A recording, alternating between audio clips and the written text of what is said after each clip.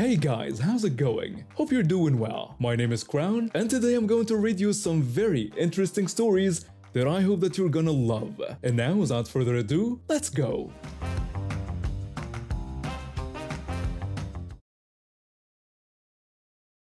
I've been on the night shift at a worn-down correctional facility for years, and the routine never gets easier. The building leaks, the vents barely work, and everything smells like damp concrete.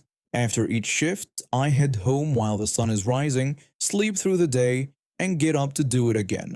My wife and I split our responsibilities the best we can, and the system works as long as nothing unexpected happens. On this day, I had another long shift ahead, but we needed groceries. I picked up my wife and our kids and went straight to the store. I was still wearing my full correctional uniform with all my gear because I hadn't gone home to change. The smell of pepper spray residue, sweat, and old jail walls stuck to me like glue. We weren't in the store long before a woman approached me, asking where rice, coconut milk, and cleaning supplies were. I told her what I knew and guessed the rest. She didn't like the guesses. She walked off without thanking me or saying anything else. We ran into her again later. She saw me, walked fast toward us, and immediately started yelling that I was an incompetent store employee. She said I should be fired and accused me of ignoring her. I told her again that I didn't work there. She talked over me and accused me of walking around instead of doing my job. She insulted my wife in front of our kids. I pointed to the patches on my uniform and explained that I was a correctional officer. I told my wife to take the kids and get a manager. The woman got even louder the moment my wife walked away. She insisted I shouldn't walk from her and accused me of calling her Karen even though I never said her name. I told her to go find an actual employee and turned to walk away. Something hit the back of my head with so much force that I dropped onto the floor, face first. Glass exploded around me and a warm stream ran down my neck. For a second, I couldn't figure out what happened. When I rolled over, she was standing above me with another jar raised over her head. Pasta sauce was dripping off my uniform. I grabbed my taser, fired, and she dropped immediately. My ears rang and my head felt like someone shoved a hot nail through it. I forced myself upright, rolled her onto her stomach, and cuffed her. My arms shook from adrenaline and the hit to my head. My wife came back with the manager and several shoppers who saw everything. I grabbed the smelling salts from my trauma kit and told someone to call 911. The manager was already doing it. I used the salt and she slowly woke up, confused and groaning. Police arrived in about 10 minutes. They took statements from witnesses, pulled camera footage, and confirmed everything. An officer joked about her throw being strong enough for minor league baseball. The paramedics suggested the hospital, but I refused. My wife can treat wounds, so I trusted her. At home, she asked if I wanted staples or glue. I picked glue. She cleaned the cut, closed it up, and I showered off the sauce. Then I slept for a few hours while she kept waking me to check on me. Later that afternoon, my phone rang. My sergeant ordered me to come in early to talk with command. I showered again, put on a clean uniform, and drove in. I had to explain the incident multiple times while they reviewed the footage. They told me I should stop wearing my uniform outside work to avoid situations like this. Then they reassigned me to booking for that night. Booking isn't my usual job, and the process takes a different kind of focus. I spent the first couple hours learning the setup and getting used to the paperwork. Around 11 p.m., a deputy walked in with a new intake. It was her. She looked exhausted, angry, and nothing like the person who threw a jar at me. My sergeant tapped my shoulder before I said anything. He told me to watch and stay out of it. I stood there quietly while the booking officer processed her. The charges were aggravated assault on a law enforcement officer in possession of methamphetamine. Her behavior at the store made a lot more sense after that. She ended up assigned to detox and rumors spread fast among staff. People started calling her Pasta Lady within hours. She wasn't getting along with anyone and spent most of her time arguing with nurses. 2 days later, I went back to that grocery store to finish the shopping we never completed. One of the workers recognized me and called me the pasta sauce guy. He told me they saved a jar from the same shipment. I laughed and took it. It's sitting on our counter now. My wife keeps saying we should frame it. I'm thinking about using it for dinner just to put the whole thing behind me. Before everything happened, I lived in Chicago. My family did not have much, but we lived a simple life. I focused on school and work because I wanted to build something stable for myself. After graduating, I accepted a federal job in Baltimore, and it felt like a big step forward. Moving alone to a new city was scary, but I wanted that fresh start. When I arrived, I shared an apartment with a few co-workers. We got along well, and they became like brothers to me. We went to work together, spent evenings relaxing at home, and figured out adulthood piece by piece. Life was not perfect, but it felt manageable. Eventually, everyone moved on. One left for a relationship, another got transferred. One of the closest ones accepted a job protecting high-level government officials. By then, the apartment felt too big and too empty for just me. That was when I made the decision that changed everything. I decided to buy a house, and I bought it in 2007, right before the financial crash. Almost immediately, I was stuck with a huge mortgage and a house worth far less than what I had paid. I still remember sitting at my kitchen table, staring at the paperwork, trying to figure out how I had ended up in such a stressful position. To keep myself afloat, I rented out the extra rooms. My first set of renters were co-workers. They stayed for about a year, then left suddenly. Their departure hit my finances hard. The mortgage was due every month whether someone lived there or not, and I did not have a savings cushion. I needed a new roommate fast. I posted everywhere I could think of. Most of the replies were odd, unreliable, or clearly not people I wanted living in my home. But then I met someone who seemed perfect. He said he had served overseas. He said he was a sous chef and worked long shifts. He told me he just needed a quiet place to sleep and shower. At that point in my life, desperate and stressed, that sounded ideal. We met in person, and he showed me photos of himself in uniform. He talked about missions overseas. He described working with special units. He spoke like someone who had lived through dangerous things and carried it heavily. I felt sympathy, and in my rush to stay financially stable, I trusted him without checking anything. I let him move in. He arrived with almost nothing. 2 small boxes, a backpack, and a television.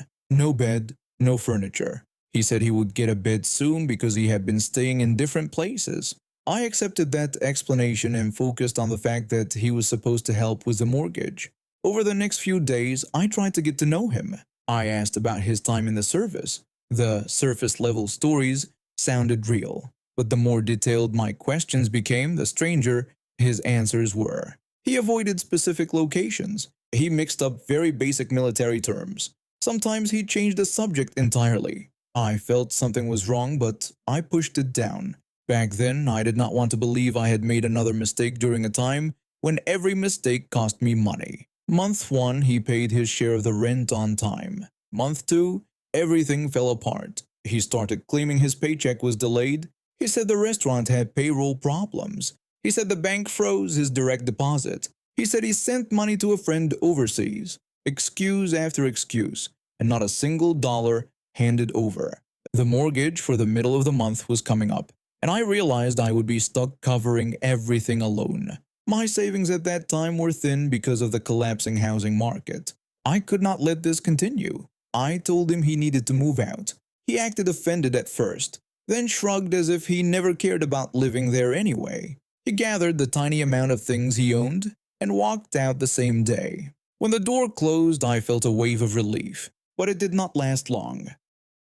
I drove to get new locks installed so he could not return. At the checkout, my debit card declined. I thought maybe it was a glitch. I tried again, declined again. My stomach sank. I opened my banking app while standing by my car. My balance was almost zero. I drove straight to the bank. A worker printed a statement for me. Line after line showed checks I never wrote.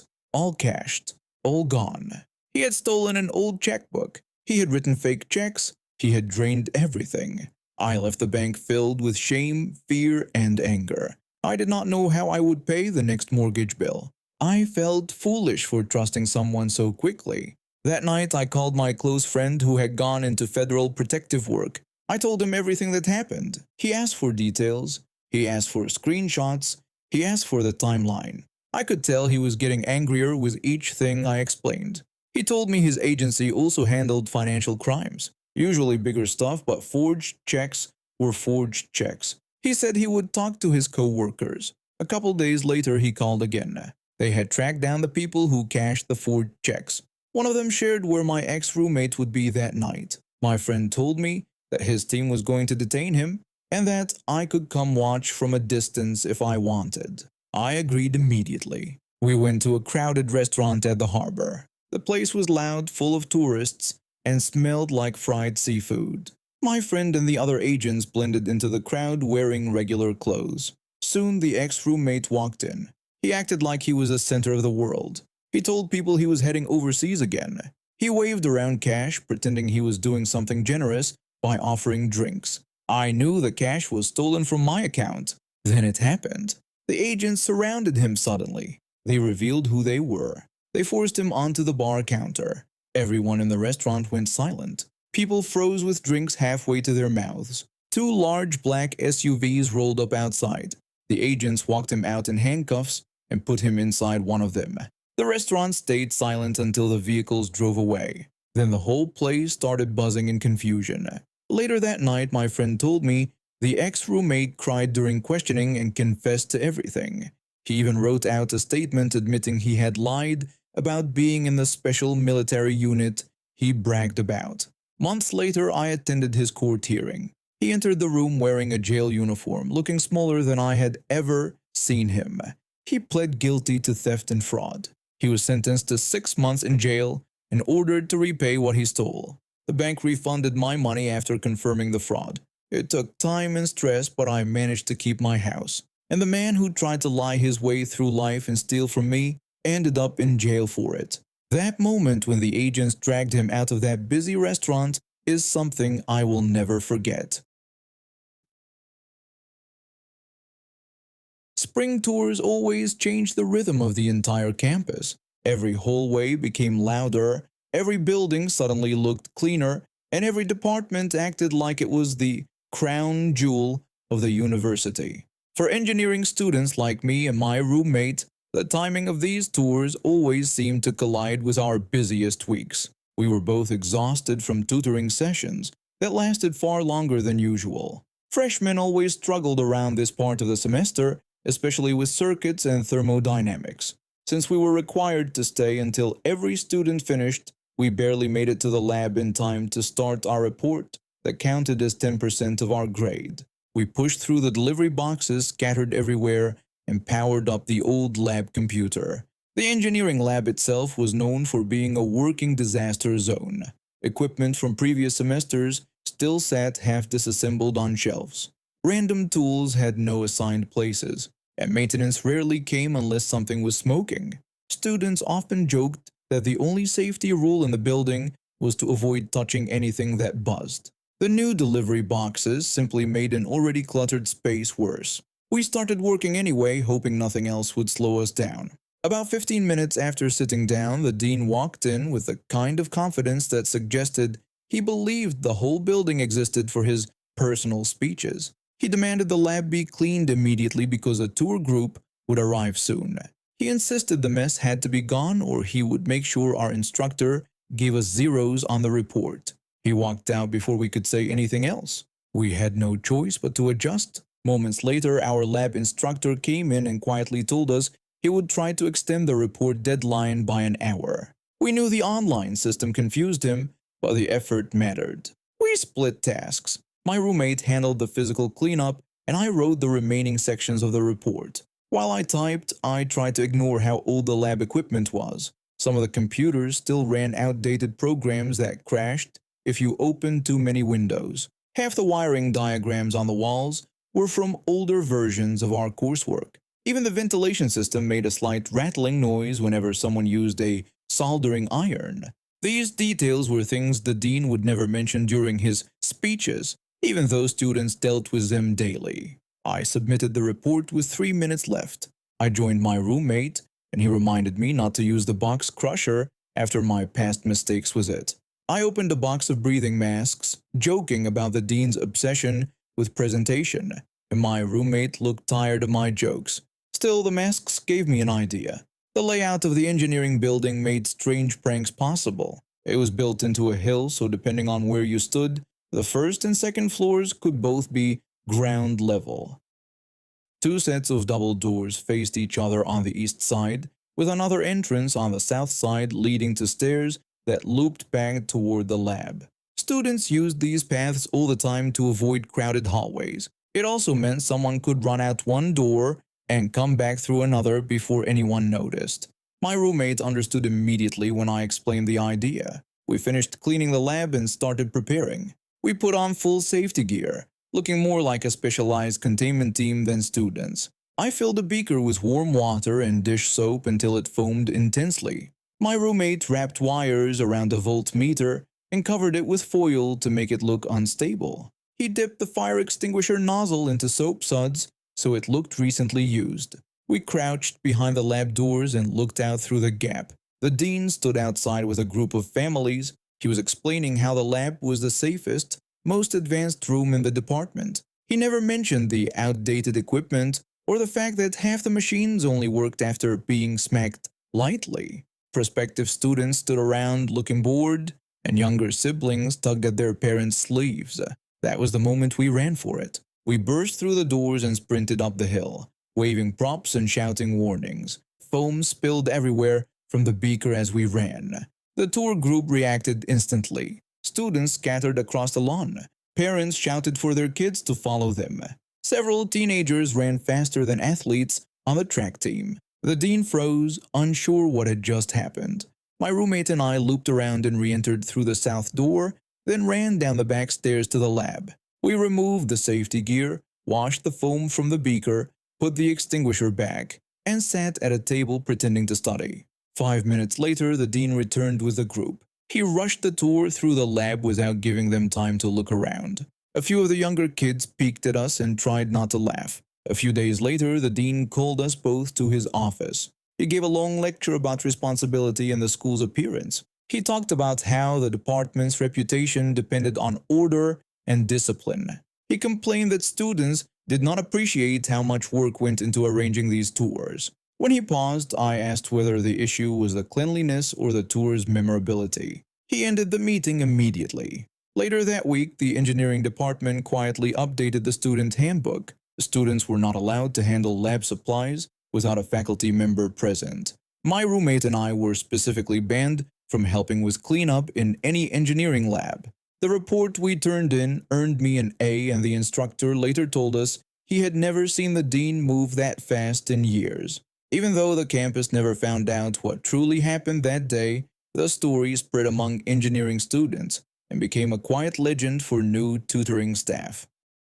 I used to be a kid who lived and breathed soccer until an injury at 17 ended all of that. My knee folded the wrong way during a tackle, and the doctors told me I would never be able to chase a professional career. I tried coming back a few times, but my knee always felt unstable and the fear never went away. So I stopped, and without soccer in my life, everything else fell apart. I spent the next years eating badly, avoiding exercise, and gaining more weight than I ever imagined I could. I reached 325 pounds, and just walking upstairs made me breathe like I had run a marathon. One day I struggled to catch my breath after tying my shoes, and I decided I could not stay that way anymore. I changed the way I ate, started walking, then jogging, then going to the gym. It felt awkward at first, but I pushed through it. Little by little, I improved. A few months later, some friends invited me to join their 6A-side soccer team in a local league. I was nervous because of my knee, but I missed playing too much to refuse. I accepted, and that choice gave me something I had not felt in a long time. I felt like myself again. I played 1 game per week, trained at the gym 3 times per week, and rested on the other days. On the field, at almost 300 pounds, nobody expected me to be fast or skilled. Most teams left me unmarked until they saw me turn, dribble, and score. After that, players would sometimes walk over after the match and tell me they did not expect me to move the way I did. League staff clapped for good plays from me sometimes too. Those moments were small, but they meant a lot. By the time this story took place, I had reached around 295 pounds. I felt good and was enjoying a long 14-week winter league. We had played most of the teams before except for one new group we met in week 4. They looked like a squad of strong fighters, big and loud, like people who trained for strength instead of soccer. I tried not to assume anything, but they had a rough attitude during warm-ups. Once the match started, they ignored me completely, the same way most teams did at first. I received a pass, dribbled forward, and scored with almost no pressure. A few minutes later, I scored again. After that, they finally decided to mark me. They assigned a tall, muscular defender to stay on me. He kept pulling my shirt and kicking at my ankles when the referee was not looking, but he could not win the ball from me. I used my size and footwork to shield the ball, and he became more irritated each time he failed. At one point, I used a simple fake move that made him lose balance and fall backwards. I crossed the ball, and we scored again. He stood up and walked toward me with an angry expression, and he spoke in a low tone. He told me he thought I was enjoying myself too much. I told him it was only a casual league match. He replied by saying he would enjoy himself soon. He smiled in a way that made it clear he meant something else. A few minutes later, his plan became obvious. I received a pass with my right foot, while my left foot was planted in the turf. The defender rushed from behind and slid directly into my planted foot. My ankle twisted sharply and a loud pop came from it. I dropped immediately and pain shot through me so intensely that I yelled without controlling it. As I lay on the ground holding my ankle, the defender stood up, leaned slightly toward me, and said he had finally gotten his fun. Then he walked off like nothing had happened. League staff and teammates carried me off the field. By the next day, my ankle had swollen to the size of a grapefruit. A doctor told me my anterior talofibular ligament had a second-degree tear and that I could not play or train hard for at least 8 weeks. The news hit me hard because it reminded me of my old knee injury and how everything changed back then. This time, though, I did not let myself fall apart. I stayed consistent with my eating, kept every medical report, saved all receipts, and filed an incident report with the league. During recovery, I thought about what happened again and again. The defender had hurt me on purpose, and he had bragged about it. I wanted revenge, but I wanted it smart and within the rules.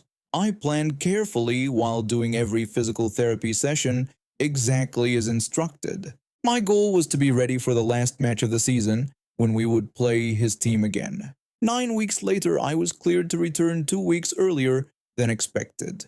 My ankle felt strong enough, and the last game of the regular season was against the defender's team. I told a teammate my plan. The defender liked rushing from behind and hitting players when they were receiving the ball, so I wanted to use his own habit against him. At the start of the match, I acted scared of contact. Every time he came near, I got rid of the ball quickly. If he pressured me, I backed off. I made myself look hesitant. He seemed to enjoy this and stayed tight behind me with a smug expression.